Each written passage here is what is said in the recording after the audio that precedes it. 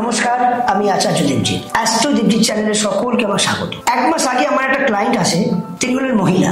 আমাকে এটাই বললেন যে স্যার, বিগত 5 বছর আমার কিন্তু লাভ সম্পর্ক হয়ে আছে, কিন্তু যখন আমরা বিবাহিত জীবনের জায়গায় সম্পর্ক করাবার জন্য দুই পক্ষে যখন আলোচনায় যাচ্ছি, তখন সে বিয়েটা তো ভেঙেই গেল, সুতরাং প্রেমটাও নষ্ট হয়ে গেল। আমি তখন ওনাকে বললাম, আপনি একটা ছোট্ট রেমেডি করুন।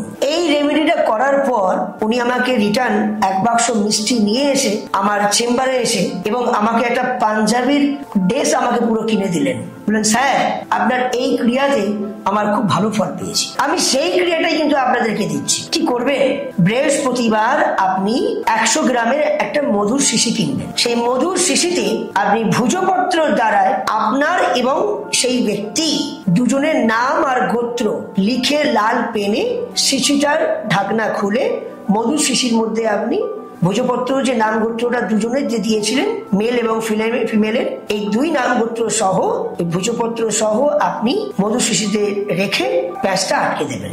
দিয়ে সাউথ এলিমেন্ট মানে দক্ষিণ দিকে এমন জায়গায় লুকিয়ে রাখবেন যেখানে কেউ দেখতে পায় না। আপনি ভুলে যাবেন যে আপনি সাউথ মানে দক্ষিণ দিকে আপনি এই মধু শিশিটা রেখেছেন। এইভাবে আপনি ঠিক 3 মাস রাখবেন।